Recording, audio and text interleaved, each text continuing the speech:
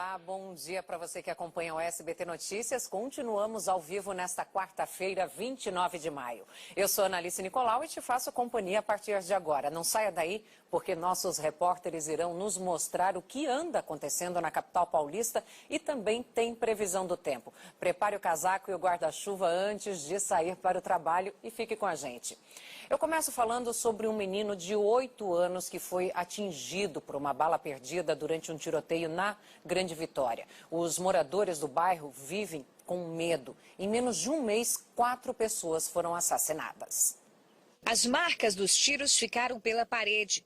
O projétil na rua indica que uma pistola .40 foi usada no ataque. Uma equipe da divisão de homicídios esteve no local para a perícia. Um menino de 8 anos, que é autista, foi atingido na coxa por uma bala perdida. A criança havia acabado de descer do ônibus junto com a mãe, bem aqui neste ponto. Andaram até um pouco mais à frente, quando ele foi atingido por um tiro de raspão na coxa. Segundo testemunhas, os disparos partiram de um veículo vinho, modelo Gol, que já estava andando aqui na região. A criança foi socorrida para esse hospital particular na Serra. Por todo o bairro, o que impera é a lei do silêncio. Moradores assustados não gravam entrevista, mas confirmam um clima de terror na região. Em menos de um mês, já foram mais de 4 assassinatos no bairro das Laranjeiras. Na noite desta segunda, uma troca de tiros deixou um rapaz de 20 anos ferido. No último dia 29, nossa equipe esteve no bairro. Marlon Martins da Silva, de 27 anos, e um jovem de 16 anos foram assassinados com vários disparos. A disputa pelo tráfico de drogas entre duas gangues rivais seria o motivo para tanta violência. Um homem suspeito de ter cometido 2 assassinatos em Canoas, no Rio Grande do Sul, foi preso tentando se esconder em São Paulo. César Augusto Machado, de 40 anos, passou por 3 cidades da Grande Porto Alegre e em Curitiba antes de tentar fugir para a capital paulista. Ele foi preso em Registro, no interior do estado. O suspeito é acusado de matar Fernanda Lima Chaves, de 29 anos, e Felipe dos Santos Moreira, de 24. Uma terceira pessoa também foi baleada por ele, mas sobreviveu. Segundo a polícia, as vítimas estavam com o acusado num carro quando houve uma discussão por causa da venda de um terreno e César Augusto atirou contra elas. Para a polícia, o suspeito disse que os tiros foram disparados por homens em um veículo que passaram pelo local. Mas testemunhas e imagens de câmeras de segurança desmentem essa versão. A perícia também apontou que os disparos foram feitos dentro do carro. César Augusto Machado, que já tinha antecedentes por porte ilegal de arma de fogo, estelionato e ameaça, foi levado para o Rio Grande do Sul nesta terça-feira. Foi encontrada morta a jovem Rafaela de Campos, que estava desaparecida desde domingo em Sorocaba, no interior de São Paulo. Ela havia saído para fazer uma prova de vestibular.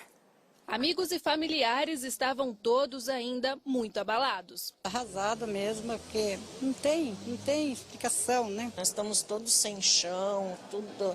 Nós não tem nem palavra para dizer um para outro que a gente está desconsolado mesmo.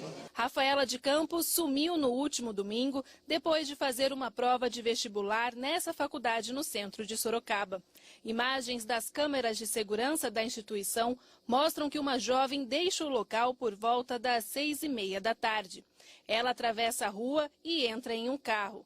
A família desconfia que essa seja Rafaela. O corpo foi encontrado dentro do rio Sorocaba por pedestres, próximo à Avenida São Paulo. Homens do Corpo de Bombeiros tiraram a jovem da água, já sem vida. O corpo foi reconhecido pela família e passou por uma autópsia no Instituto Médico Legal de Sorocaba. A causa da morte foi afogamento, mas a Delegacia de Investigações Gerais, a DIG, investiga o caso como homicídio. A linha já, pelas próprias circunstâncias do encontro do corpo, já está delimitada, a DIG assumiu o caso, como homicídio. A cidade tem muitas câmeras, então com certeza alguém viu, alguém sabe alguma coisa.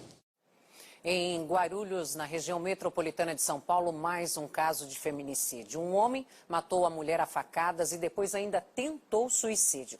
Eu converso ao vivo com o repórter Marcelo Bittencourt, que está de volta de suas merecidas férias e que acompanha o caso. Marcelo, bom dia. A polícia já sabe o que motivou o crime? Excelente dia para você também, Analice. A polícia trabalha aí com a hipótese que recebeu essa informação de familiares que esse caminhoneiro identificado aí como Vladimir Oliveira Silva, de 53 anos, estava desconfiando da ex-mulher. Na noite de ontem, por volta das 8h30, ele estava em um bar ali na região, estamos falando de Guarulhos, na Grande São Paulo, estava em um bar quando percebeu a chegada da esposa, pegando uma carona com um colega de trabalho que também mora ali na região. Ele ficou completamente transtornado, foi para a residência ali, começaram a discutir e foi nesse momento que ele pegou uma faca e teria golpeado aí o tórax e também o pescoço da esposa, a Kelly Silva, de 31 anos. Tudo isso aconteceu, Analice, na frente dos 3 filhos do casal, de 4, 5 e 12 anos de idade. Vizinhos escutaram os gritos, um deles invadiu a casa, conseguiu retirar as crianças, mas já o caminhoneiro acabou tentando suicídio, ele mesmo se esfaqueou. Polícia Militar foi acionada, corpo de bombeiros ali no local, os paramédicos conseguiram estabilizar os 2 feridos, eles foram socorridos a hospitais ali mesmo de Guarulhos, na Grande São Paulo. Infelizmente, a Kelly, de 31 anos, mãe de 3 filhos, não resistiu aos ferimentos e morreu. Já o caminhoneiro segue internado em estado grave, portanto, mais um crime lamentável, feminicídio e motivado por um ciúmes doentio. Caso que foi registrado no 2º Distrito Policial em Guarulhos. Ana. Obrigada, Marcelo. Marcelo Bittencourt continua aí com a gente e traz outras informações a qualquer momento. A Polícia Civil deflagrou nesta terça-feira a 2ª fase da Operação Cronos. Mais de 960 pessoas suspeitas de homicídio e feminicídio foram presas em 21 estados, além do Distrito Federal. No Pará, policiais usaram drones para o monitoramento da ação. Trata-se da maior prisão de homicidas no estado do Pará decorrente desta operação. Até dentro do presídio, os agentes cumpriram mandados. A Operação Cronos foi coordenada pelo Conselho Nacional de Chefes de Polícia Civil com o apoio do Ministério da Justiça e teve como alvo os suspeitos de crimes hediondos, como homicídio e feminicídio. No Rio de Janeiro, entre os detidos na operação está Manuel Avelino de Souza Júnior, acusado de matar e esquartejar a estudante Mateusa Passarelli Simões Vieira, na zona norte da cidade, no ano passado. No Amapá, um dos suspeitos chegou a jogar um revólver neste córrego para evitar a prisão. Ao todo, 968 pessoas foram presas na operação desta terça-feira. A maior parte delas por homicídio. Rio de Janeiro, Minas Gerais e Pará foram as que registraram os maiores números de prisões e apreensões. A Operação Cronos foi realizada em 21 estados, além do Distrito Federal.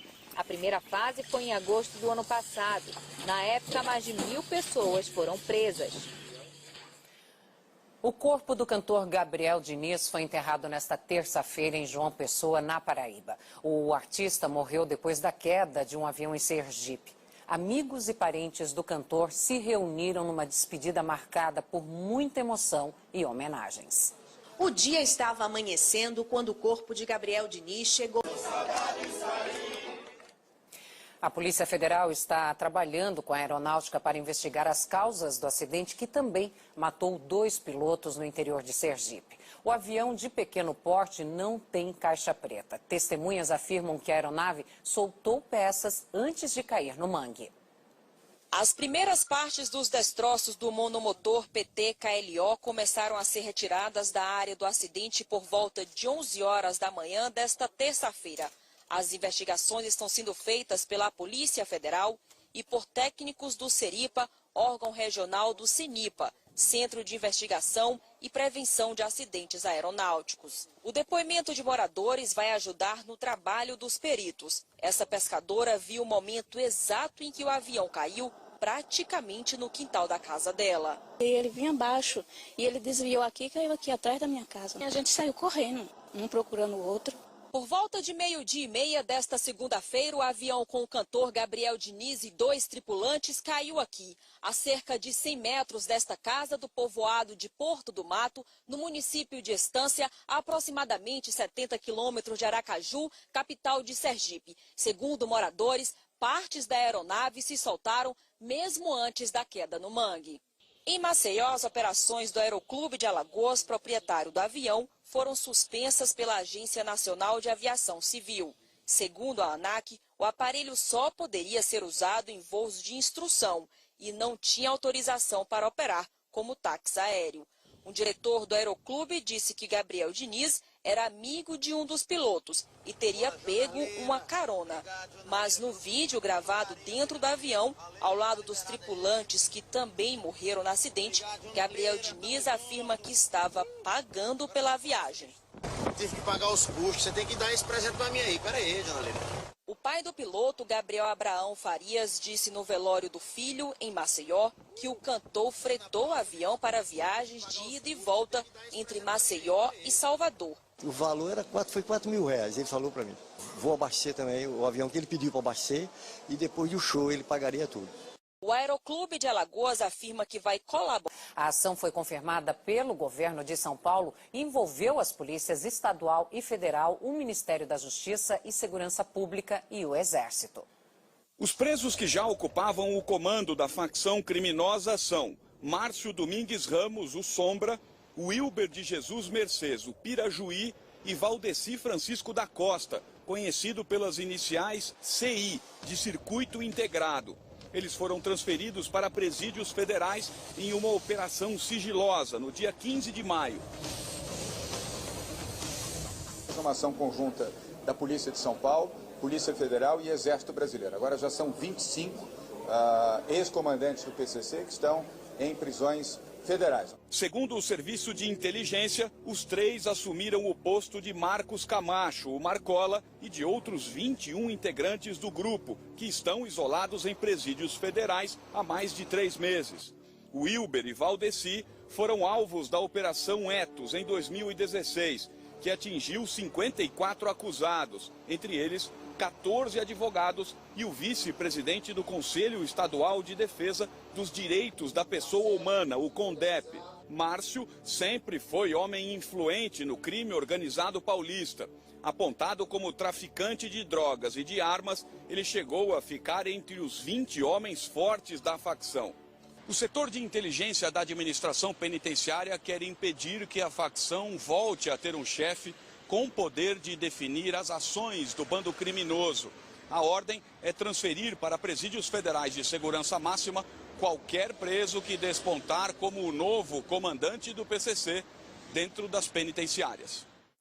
Também foram transferidos para penitenciárias federais os 9 presos considerados mandantes dos massacres que resultaram na morte de 55 presos em 4 presídios no Amazonas.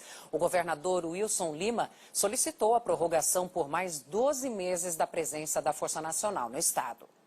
Em frente ao Instituto Médico Legal de Manaus, o sofrimento dos parentes dos presos mortos nos massacres. Caminhões frigoríficos foram alugados para armazenar os corpos. Em 48 horas, 55 presos foram mortos em 4 presídios do estado. Logo depois do massacre ocorrido no último domingo, durante o horário de visitas, uma onda de assassinatos assustou a população. 6 homicídios foram registrados em bairros da periferia de Manaus. O ministro da Justiça, Sérgio Moro, confirmou a abertura de 20 vagas em presídios federais para a transferência dos chefes da facção criminosa que disputa pelo controle do tráfico de drogas no Amazonas.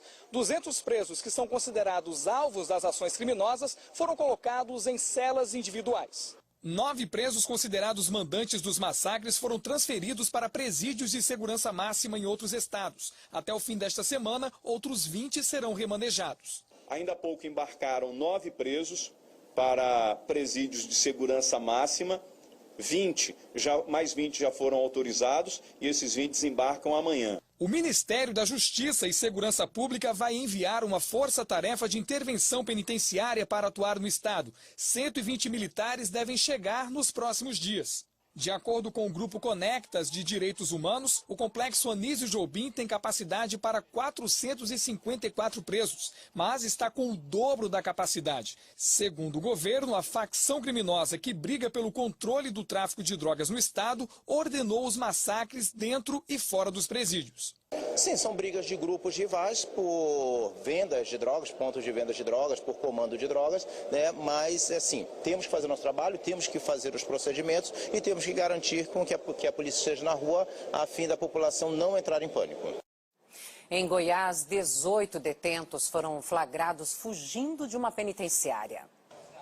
As imagens são impressionantes. Os presos pulam o muro de uma casa que fica atrás da unidade prisional de Cristalina, próximo ao Distrito Federal. Eles saem correndo pela rua e alguns chegam a entrar em um carro. Pelo menos 6 fugitivos já foram recapturados.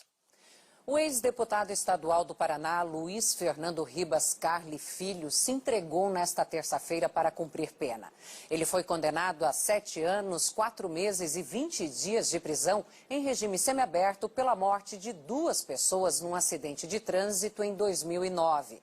Carli Filho admitiu que havia bebido e dirigia em alta velocidade e com a carteira de habilitação cassada.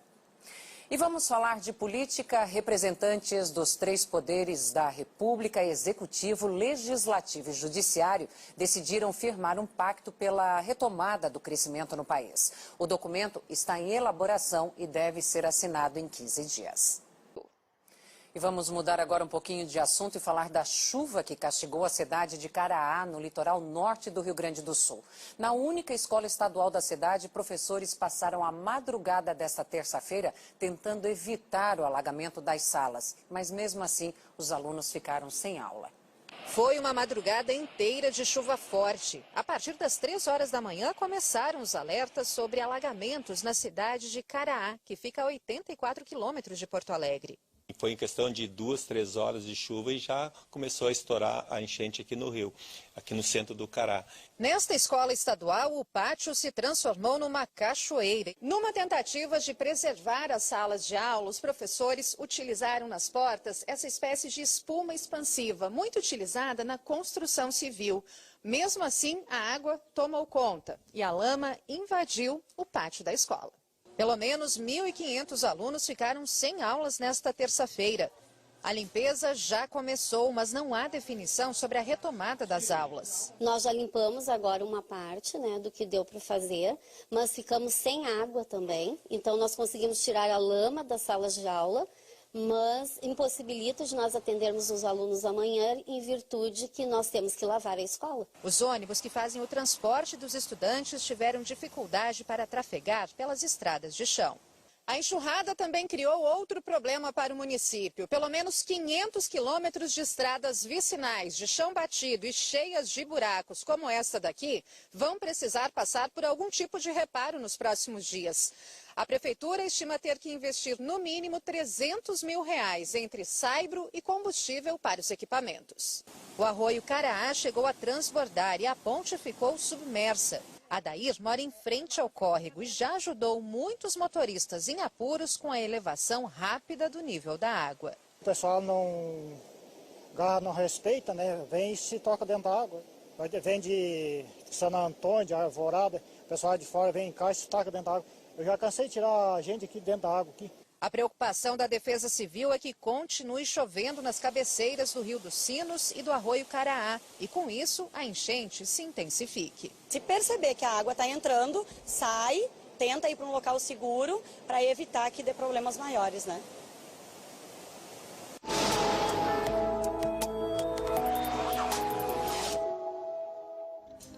O satélite mostra nuvens carregadas por todo o país. O avanço de uma frente fria provoca mudanças no sudeste. A chuva retorna sobre a maior parte do estado de São Paulo e sul de Minas Gerais. Na região sul, apesar das melhorias, pode chover de forma isolada no final do dia do Rio Grande do Sul até o Paraná. Nas regiões norte e nordeste, instabilidades tropicais provocam chuva volumosa desde o Amazonas até o Rio Grande do Norte. Somente na região central é que uma massa de ar seco atua e mantém o tempo firme. Em Porto Alegre, a quarta-feira será de céu aberto, com máxima de 21.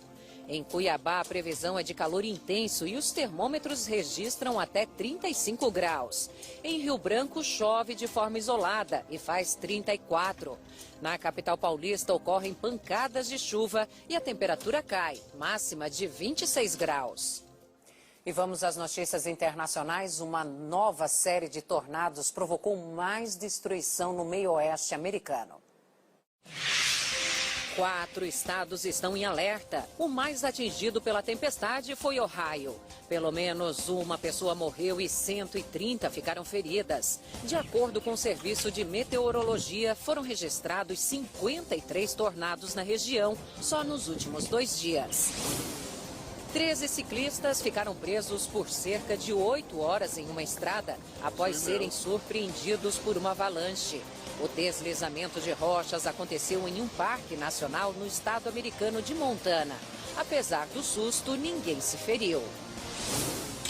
Depois das Filipinas, o governo da Malásia também decidiu enviar de volta cerca de 3.000 toneladas de resíduos plásticos não recicláveis para os países de origem. O lixo contaminado estava em dezenas de contêineres que tinham sido contrabandeados para instalações ilegais de reciclagem.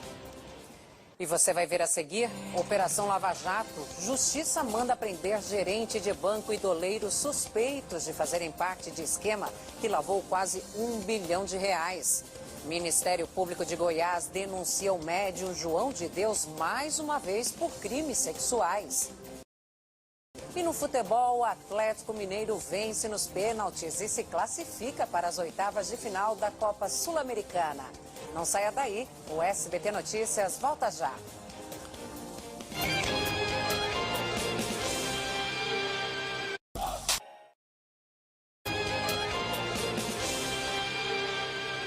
Estamos de volta com o SBT Notícias, agora são 4 horas e 25 minutos e faz 17 graus em Belo Horizonte. Foram enterradas 2 vítimas da chacina que deixou 4 mortos em São Gonçalo, região metropolitana do Rio. Segundo a polícia, o alvo dos criminosos sobreviveu. Foi uma manhã de muita dor para amigos e parentes de Janete Bezerra, de 59 anos. Muitos estão com medo de mostrar o rosto. É o tipo de pessoa sensacional, sensacional. Quem sobreviveu à chacina não conseguia conter a emoção. Sem explicação. A gente fica feliz por estar vivo, mas olha que parte de vocês que foi. À tarde foi enterrado o corpo de Valdir Pinto de Oliveira. Ele era compositor da escola de samba Porto da Pedra. O Valdir era um cara extrovertido, alegre. Onde ele estava não havia tristeza. Todos os compositores gostavam dele. Os amigos se reuniram para prestar a última homenagem do jeito que ele gostava.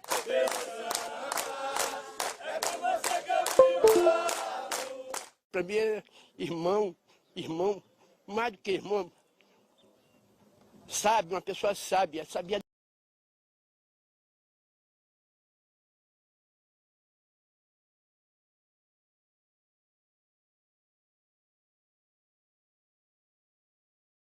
De tudo, sabia conversar com tudo, não merecia isso.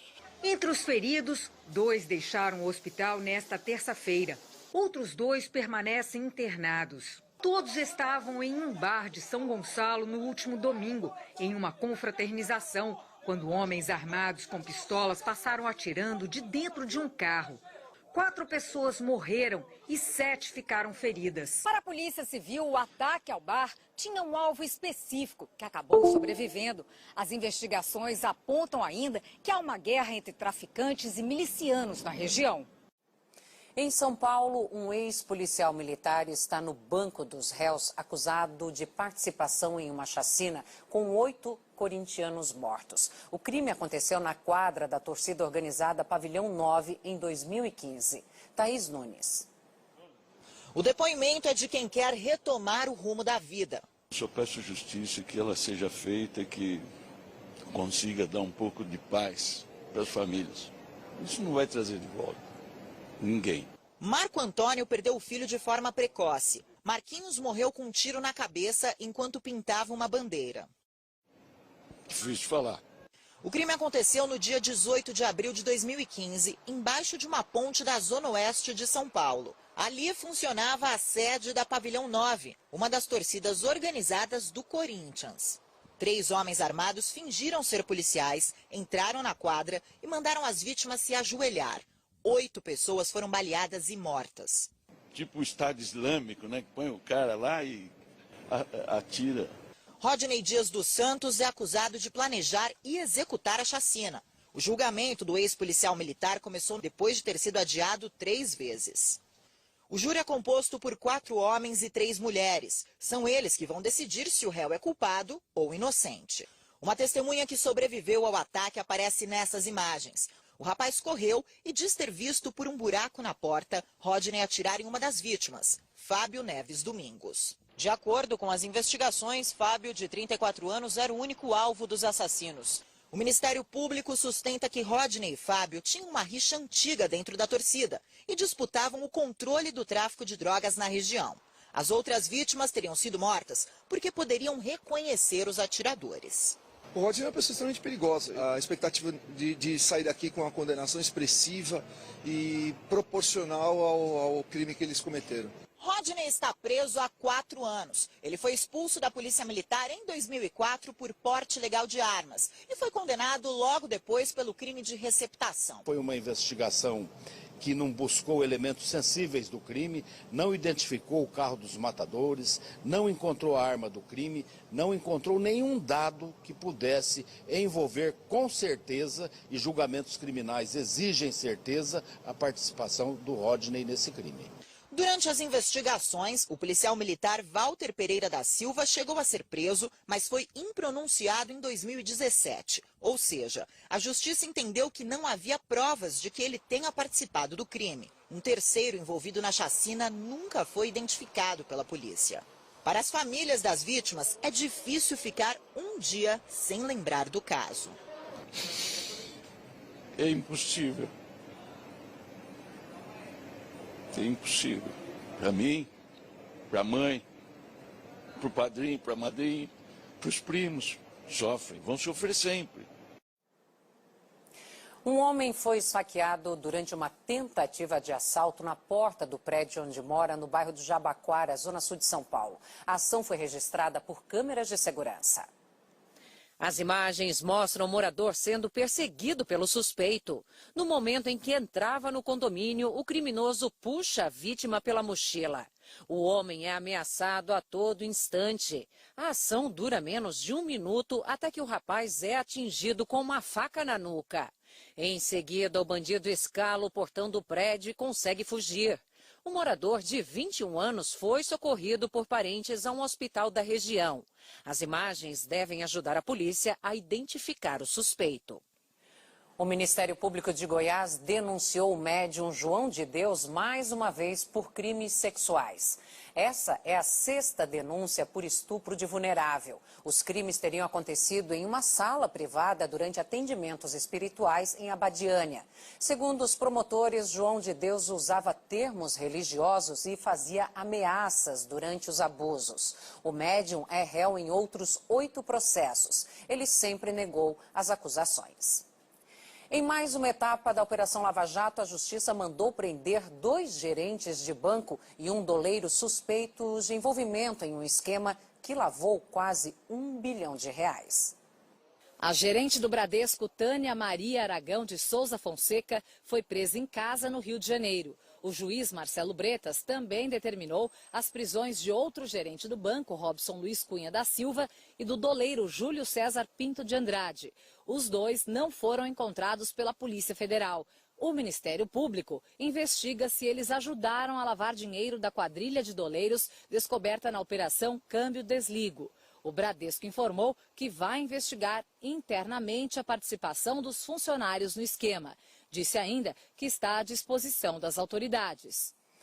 A Justiça Federal de São Paulo decretou o bloqueio de 128 milhões de reais do deputado federal Aécio Neves. A ação faz parte do inquérito que apura o pagamento de propina feito pelo empresário Joesley Batista do grupo JF para cobrir despesas eleitorais da campanha presidencial de Aécio Neves em 2014.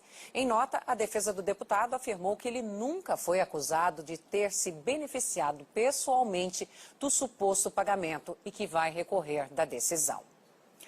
E vamos a outras notícias internacionais. A delegação dos Estados Unidos abandonou uma reunião da ONU presidida pela Venezuela. Os americanos exigiam que o país tenha representantes nomeados pelo autoproclamado presidente interino Juan Guaidó.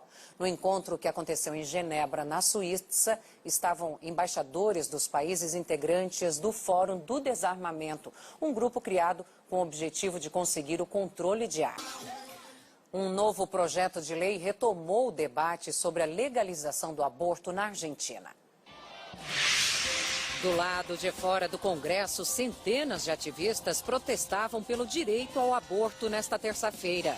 A Argentina permite a interrupção da gravidez apenas em casos de estupro ou risco para a saúde da mulher. No ano passado, um projeto similar chegou a ser aprovado pela Câmara, mas foi derrotado no Senado. O presidente da Comissão Europeia, Jean-Claude Juncker, voltou a dizer que não vai renegociar o acordo do Brexit feito com a primeira-ministra britânica Theresa May. O futuro do Reino Unido no bloco ficou ainda mais incerto após a renúncia da premier. Os britânicos têm até o dia 31 de outubro para selar o divórcio com a União Europeia. Mackenzie Bezos, ex-mulher do dono da Amazon, prometeu doar metade da fortuna dela, estimada em 36 bilhões de dólares, para a caridade. A escritora se tornou a terceira mulher mais rica do mundo após o divórcio com Jeff Bezos. Agora vamos falar de futebol. No sufoco e com um show do goleiro Victor, o Atlético Mineiro avançou para as oitavas de final da Copa Sul-Americana. No tempo normal, o time mineiro fez 1-0 no União de Calera e devolveu o placar que sofreu no jogo de ida. Alejandro saiu do banco e marcou. A vitória por 1-0 dava ao Galo a chance de decidir nos pênaltis, e assim foi. Vitor mais uma vez brilhou e pegou todos os pênaltis cobrados pela equipe chilena. Fábio Santos, Luan e Léo Silva converteram para o Atlético e garantiram a classificação. Botafogo da Paraíba e Fortaleza decidem nesta quarta-feira em João Pessoa quem será o campeão da Copa do Nordeste pela primeira vez. Uma decisão inédita. Tanto o time paraibano quanto o cearense chegaram pela primeira vez à final da Copa do Nordeste. Cada um deles com apenas uma derrota na competição. Com um detalhe curioso: o Fortaleza, do técnico Rogério Ceni, só perdeu justamente para o Botafogo da Paraíba, ainda na fase de grupos, mas descontou no último encontro entre os dois. Para conseguir um resultado positivo, o Botafogo da Paraíba terá que superar a vantagem do Fortaleza, já que a equipe venceu a primeira partida da grande final. Se o jogo terminar em 1-0, segue para os pênaltis. Serão necessários 2 gols de diferença para o Botafogo garantir a vitória. Mas a estatística é favorável para o Botafogo, que venceu 5 dos 6 jogos que disputou no estádio Almeidão, palco da finalíssima desta quarta-feira. Antes da partida ser realizada uma homenagem póstuma ao cantor Gabriel Diniz, morto em um acidente aéreo. Gabriel era torcedor do Botafogo. A expectativa é lotar o estádio Almeidão. Mais de 9.000 ingressos já haviam sido vendidos antecipadamente. E olha só, Neymar deixou o campo mancando no treino desta terça-feira na Granja Comari. Uma semana após o início da preparação do Brasil para a Copa América, apenas 16 convocados estão à disposição do técnico Tite. Depois da folga, Neymar retornou de helicóptero. O ex-capitão foi um dos últimos a se reapresentar na segunda-feira à noite. E Neymar acordou nesta terça-feira com o barulho do próprio helicóptero, que retornou para trazer o volante Arthur do Barcelona de carona. Só de vestir essa camisa já é um privilégio para poucos, ainda mais disputar uma competição dessa grandeza em casa. Quem também chegou à Granja Comari foi o lateral Daniel Alves, o novo capitão da equipe. A escolha não foi por acaso. Do atual grupo, o jogador é o que mais vestiu a camisa da seleção, 138 vezes. Aos 36 anos, assume a função pela 5ª vez na era Tite. Daniel Alves seria inclusive o capitão na Copa do Mundo do ano passado, mas foi cortado por lesão. Com a camisa da seleção, o lateral foi campeão da Copa América em 2007 e da Copa das Confederações em 2009 e 2013. É uma sensação única, uma sensação que não nos queixaríamos se voltássemos a repetir, não. Também se apresentaram nesta terça-feira Felipe Coutinho, Éder Militão e Marquinhos. Agora já são 16 na Granja. Paquetá e Miranda são esperados nesta quarta-feira. Os que já estão aqui fizeram testes físicos no Centro de Excelência, uma espécie de academia avançada. Ali, Neymar e Daniel Alves mostraram que a sintonia entre eles continua fina fora e também dentro de campo. Mas nem tudo correu tão bem. Neste lance, Neymar chuta para o gol e sai mancando, para e se abaixa. Em seguida, deixa o campo andando lentamente. Depois se abaixa na placa de publicidade. Rodrigo Lasmar, médico da seleção, chega. Eles conversam por alguns segundos e deixam o campo juntos. A CBF informou que o camisa 10 teve um desconforto no joelho esquerdo e já iniciou o tratamento. Clubes de futebol e atletas estão envolvidos num escândalo de corrupção na Espanha. A suspeita é de que um esquema de manipulação de resultados. Ao todo, são 21 investigados por organização criminosa, corrupção e lavagem de dinheiro. Até o momento, 6 foram detidos, entre eles Raul Bravo, que defendeu o Real Madrid entre 2002 e 2007. A polícia acredita que os suspeitos forjaram placares de jogos da 1ª e da 2ª divisão da Liga Espanhola nos últimos 2 anos para lucrar nas casas de apostas. Partidas do Valladolid, clube atualmente presidido pelo brasileiro Ronaldo, estão entre as investigadas. A Caixa Econômica Federal lançou nesta terça-feira um programa para a renegociação de dívidas com atraso superior a 1 ano. A campanha vai durar 3 meses e deverá beneficiar 3 milhões de pessoas físicas e empresas. Os descontos podem chegar a 90% para pagamento à vista. Caminhões como esses são agências móveis para renegociar dívidas e já estão disponíveis em algumas grandes cidades. A dona Terezinha não perdeu tempo e veio resolver as pendências logo no primeiro dia. Era 1.200, foi para 700 e pouco. Para ficar livre da dívida, o pagamento só pode ser feito à vista. Os descontos variam de 40% a 90%, dependendo dos contratos e do tipo de operação de crédito. Eu já tive clientes do escritório que, inclusive, obtiveram esse benefício, foram lá e quitaram até por 90% da dívida, né? A maioria dos clientes deve, já com os descontos, cerca de R$2.000. Até às vezes a pessoa fica desempregada, não tem para pagar, acaba acumulando a dívida. E com 5 mil, muitos donos de pequenas empresas podem sair do vermelho. Os clientes também podem buscar os acordos pelo telefone, site ou redes sociais do banco. Cerca de 3 milhões de devedores poderão voltar a ter crédito. A Caixa, que recentemente anunciou um programa de demissão voluntária para 3.500 funcionários, espera arrecadar R$1 bilhão com a campanha, com duração de 90 dias. Dívidas com volumes maiores têm um desconto menor. Dívidas com valores menores têm um desconto maior. Por quê? Porque a população mais carente. Você está assistindo ao SBT Notícias, agora são 4h43 e neste momento faz 17 graus em Belo Horizonte. Está marcada para esta quarta-feira uma nova audiência sobre o caso da fisiculturista Renata Mugiati. Ela foi asfixiada e atirada da janela do prédio onde morava em Curitiba. 4 anos após o crime, o namorado dela, Rafael Sus Marques, que é réu do processo, ainda não... esquerdo e já iniciou o tratamento. Clubes de futebol e atletas estão envolvidos num escândalo de corrupção na Espanha. A suspeita é de que um esquema de manipulação de resultados. Ao todo, são 21 investigados por organização criminosa, corrupção e lavagem de dinheiro. Até o momento, 6 foram detidos, entre eles Raul Bravo, que defendeu o Real Madrid entre 2002 e 2007. A polícia acredita que os suspeitos forjaram placares de jogos da primeira e da segunda divisão da Liga Espanhola nos últimos 2 anos para lucrar nas casas de apostas. Partidas do Valladolid, clube atualmente presidido pelo brasileiro Ronaldo, estão entre as investigadas. A Caixa Econômica Federal lançou nesta terça-feira um programa para renegociação de dívidas com atraso superior a 1 ano. A campanha vai durar 3 meses e deverá beneficiar 3 milhões de pessoas físicas e empresas. Os descontos podem chegar a 90% para pagamento à vista.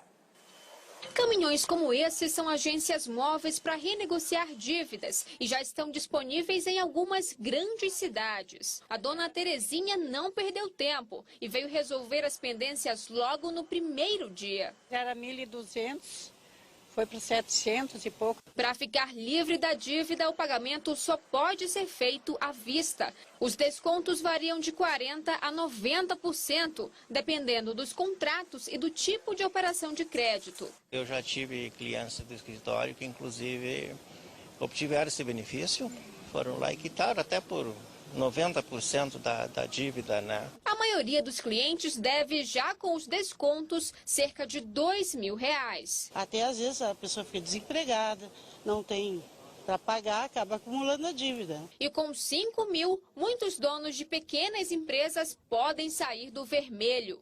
Os clientes também podem buscar os acordos pelo telefone, site ou redes sociais do banco. Cerca de 3 milhões de devedores poderão voltar a ter crédito. A Caixa, que recentemente anunciou um programa de demissão voluntária para 3.500 funcionários, espera arrecadar R$1 bilhão com a campanha, com duração de 90 dias. Dívidas com volumes maiores têm um desconto menor. Dívidas com valores menores têm um desconto maior. Por quê? Porque a população mais carente. Você está assistindo ao SBT Notícias, agora são 4h43 e neste momento faz 17 graus em Belo Horizonte. Está marcada para esta quarta-feira uma nova audiência sobre o caso da fisiculturista Renata Mugiati. Ela foi asfixiada e atirada da janela do prédio onde morava em Curitiba. 4 anos após o crime, o namorado dela, Rafael Sus Marques, que é réu do processo, ainda não foi ouvido. O médico suspeito de matar e jogar a namorada pela janela do 31º andar está preso desde fevereiro.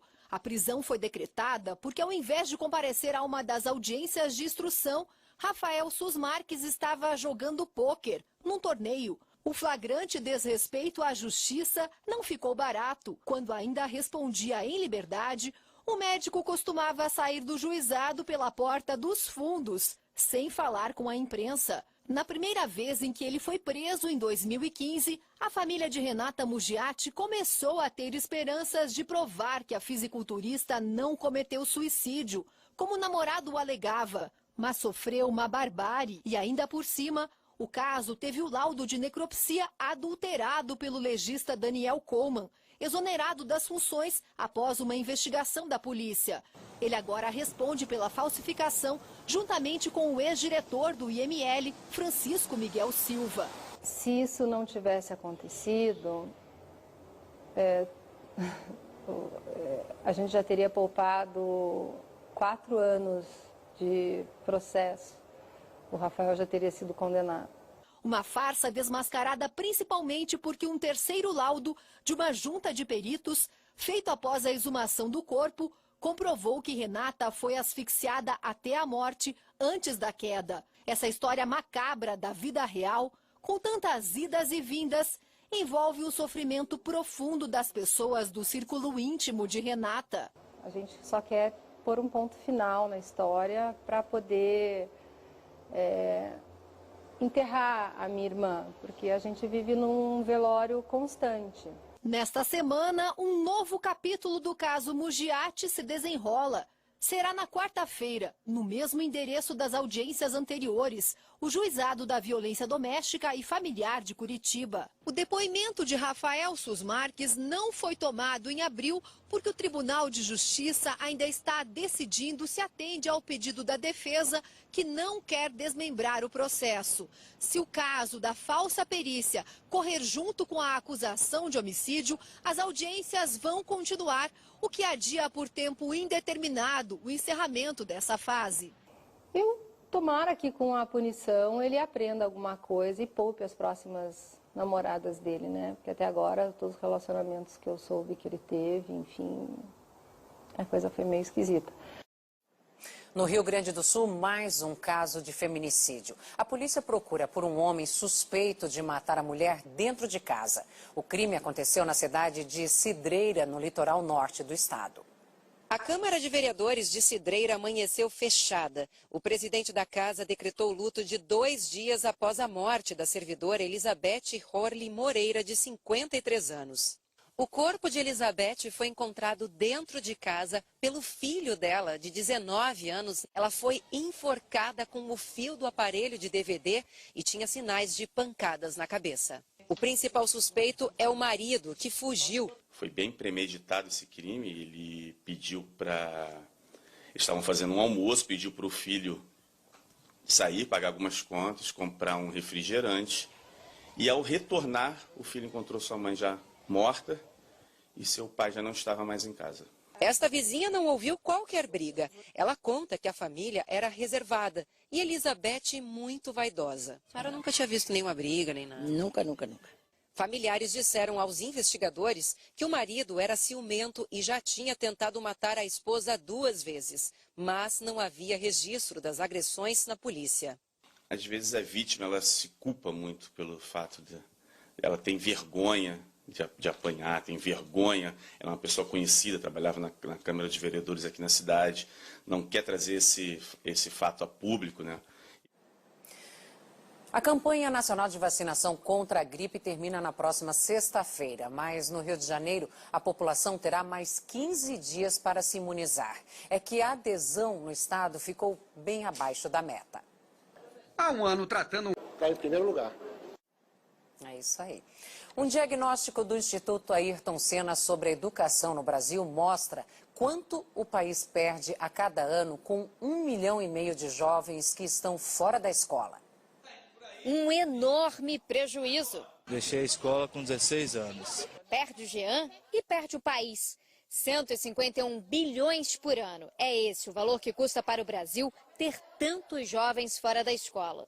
Por causa da elevada evasão escolar na adolescência, dos 3,2 milhões de jovens que completam 18 anos, 35% não terminam o ensino médio. O entregador Jean sabe exatamente o motivo que o fez deixar a sala de aula. Só não sabe quando vai conseguir voltar. Precisava trabalhar para poder pagar aluguel, para me sobreviver. Se eu tivesse estudo, eu estava tendo um salário bom para mim. O estudo mostra ainda que, sem formação, esse jovem se torna um profissional menos qualificado, com poucas oportunidades de trabalho e salários baixos. Quem ganha pouco precisa de mais ajuda pública, o que eleva os gastos do governo com assistência.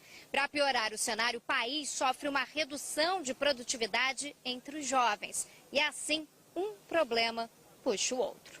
Quem sai da escola mais cedo vai cuidar menos da saúde, vai ter mais problemas de saúde, o que vai custar mais para a sociedade. Com menor escolaridade você vai atrair menos investimentos, portanto o crescimento econômico deve ser menor. São Paulo é o estado brasileiro com a maior rede de ensino do país.